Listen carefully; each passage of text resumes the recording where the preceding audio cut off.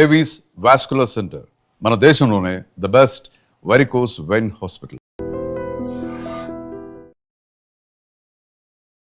నమస్కారం sir. Sir, ఈ మధ్యకాలంలో అయితే చాలామంది చెప్తున్నారు, అంటే ఏంటి, ప్రోటీన్ మీకు మంచిగా సమృద్ధిగా ఉండాలి అంటే నాన్ వెజ్లో ప్రోటీన్ ఉంటుంది, నాన్ వెజ్ తినండి అని. కొంతమంది చెప్తుంటారు, లేదు ఆకుకూరలు చాలా మంచిది, కాయగూరలు చాలా మంచిది.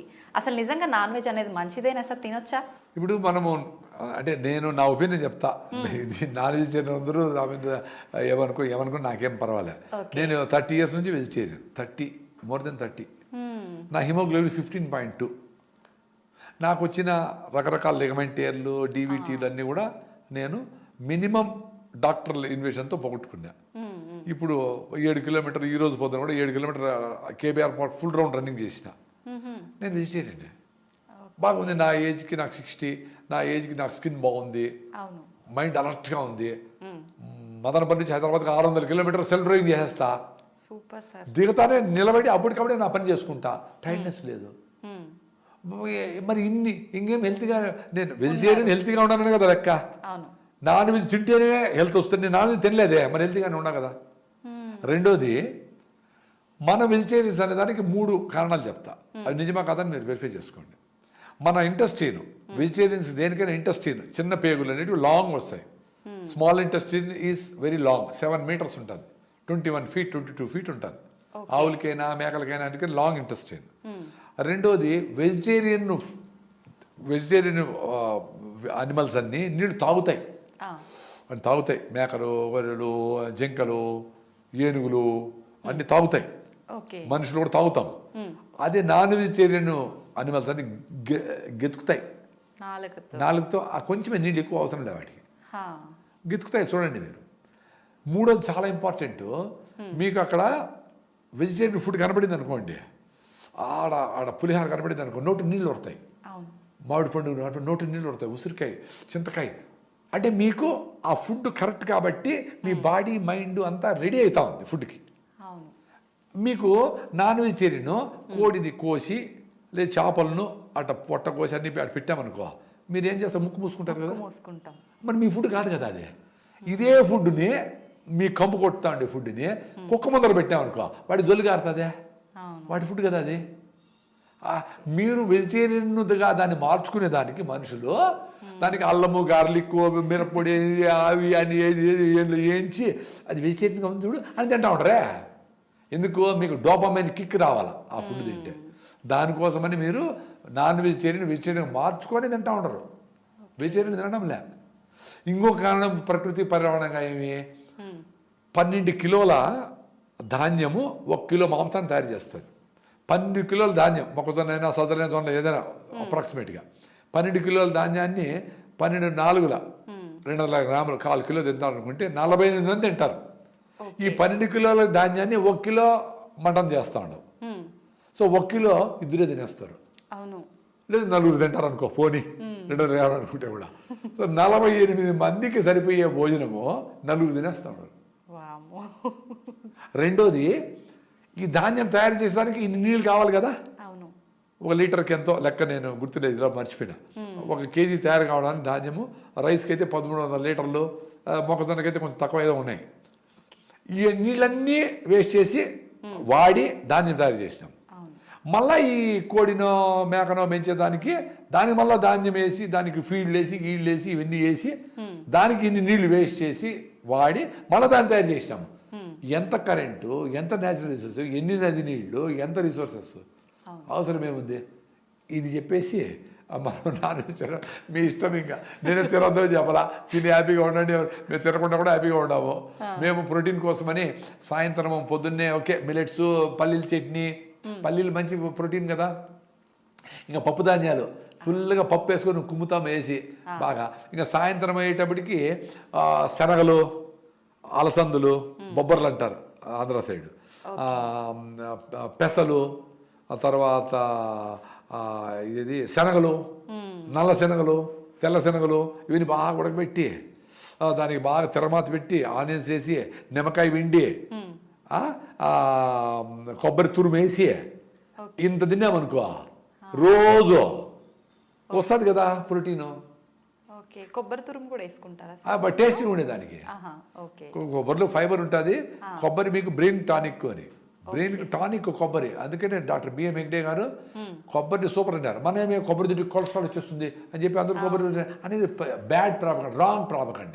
డైజెషన్ ప్రాబ్లం కూడా ఉంటుంది, అరగదు కొబ్బరి తింటే అంటుంటారు సార్ చాలా మంది. అదే ఇప్పుడు మీరు ఏం పెడితే అది అరిగించాలి, మీ బాడీ రెడీ అవుతుంది, మీ సిస్టమ్ రెడీ అవుతుంది. ఇప్పుడు మీరు మంచిగా కొర్రలు, సాములు, రాగి ముద్ద, జొన్న రొట్టెలు దీన్ని బాగా పనిచేస్తూ ఉంటే దాన్ని అరిగించేదానికి సరిపోయే మైక్రో ఆర్గానిజం, మైక్రోబ్స్ లోపల తయారవుతాయి. మీరు స్టైల్గా లోపలికి ఏదైనా బుడుక్కని లోపల బయట వేసారనుకో, బుడుక్కని బయట వచ్చేదానికి ఏమేమి చేస్తారు ఆ వ్యవస్థ రెడీ అయి ఉంటుంది. సో మీరు కొర్రలు, సాములు, జొన్న రొట్టెలు స్టార్ట్ చేశారనుకో, కొబ్బరి, శనగలు కొన్ని ఎక్కువ తినే స్టార్ట్ చేశారనుకోండి, ఏది స్ప్రౌట్స్ ఏదైనా వారానికి ఒక రోజు మీరు మొలకలు కూడా తింటే మంచిదే. వారానికి ఒక రోజే, రోజు కాదు. రోజు తాగితే గ్యాస్ ట్రబుల్ రావచ్చు. అవి తిన్నప్పుడు వాటిని డైజెస్ట్ చేయడానికి సరిపోయే మైక్రోబ్స్ ఆ సిస్టమ్ లోపల రెడీ కావాలి కదా. అది వారమో నెలలో పడుతుంది. అదే నాకు అరగలేదు నిలిపేస్తే ఎట్లా అరుగుతుంది?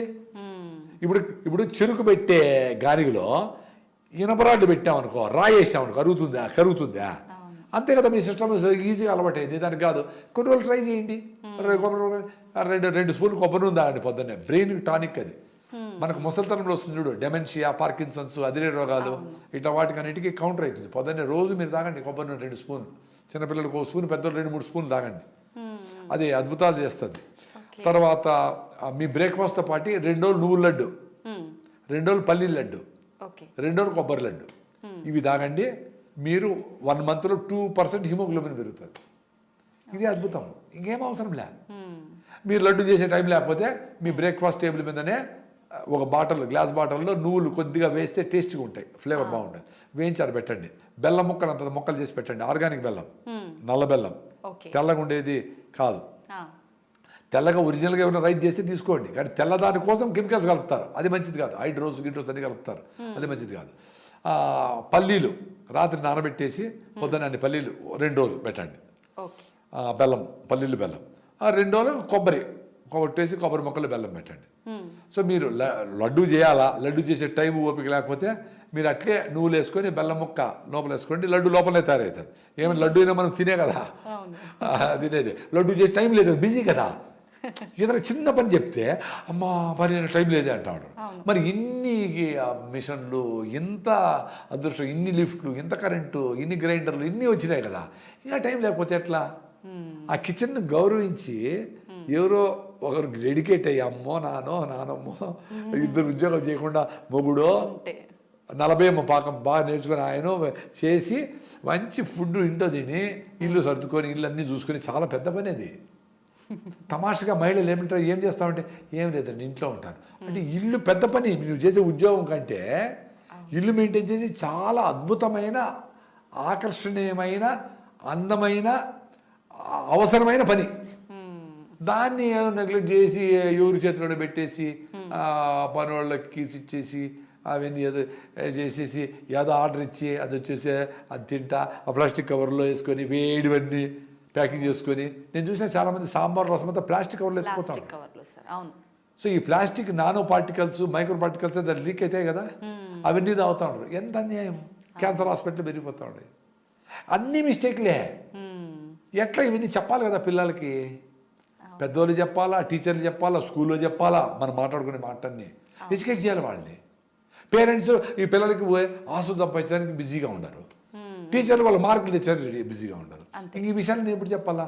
ఇప్పుడు సెంట్రల్ గవర్నమెంట్ రీసెంట్గా స్కీమ్లో ఈ విషయాలన్నీ, ఎన్విరాన్మెంటల్ ఇష్యూస్, వ్యవసాయము, పని, పాడి పంట, అట్లా చదువు, సంధ్య అన్నీ, అంటే పనులతో పాటు చదువు కూడా ఉండాలా అనేది ఇప్పుడు రీసెంట్గా ఈ ఎడ్యుకేషన్ పాలసీలో వచ్చినట్లుంది. అందుకనే మా పొలం దగ్గర కూడా పిల్లల్ని పిలుచుకొచ్చి కంపల్సరీగా ఫోటోలు తీసుకొని వచ్చినాము, చేస్తాము, వరి నాటారు, ఏదో కొన్ని చిన్న పనులు చేయించాను కూడా చేస్తూ ఉన్నాము. నిజంగా ఎంత చేంజ్ అయిపోయింది సార్. ఒకప్పటి కాలంలో అయితే తల్లి తండ్రి వ్యవసాయం చేస్తే పిల్లలు స్కూల్ నుంచి రాగానే వెళ్ళటం, చూసుకోవడం, న్యాచురల్గా ఇన్వాల్వ్ అయ్యేవాళ్ళు. ఏదో ఒకటి మోసుకొని మేము టమాటో బాక్సులు మోసేవాళ్ళం, అన్నీ చేసేవాళ్ళము.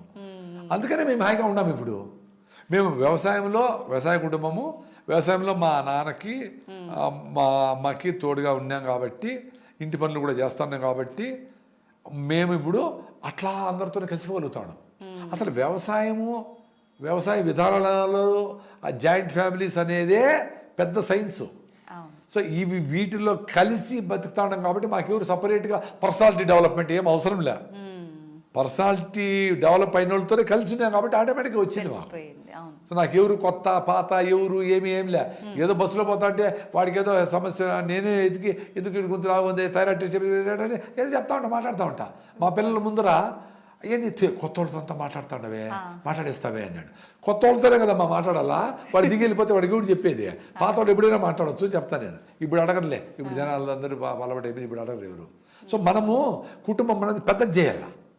మీ భార్య బిడ్డలు పెంచేసి ప్రపంచమంతా నాదే చీమను కూడా తొక్కకుండా పోవాలా అనుకున్నామనుకో, మీ భార్య భర్తను ఇంకా బాగా ప్రేమించవచ్చు.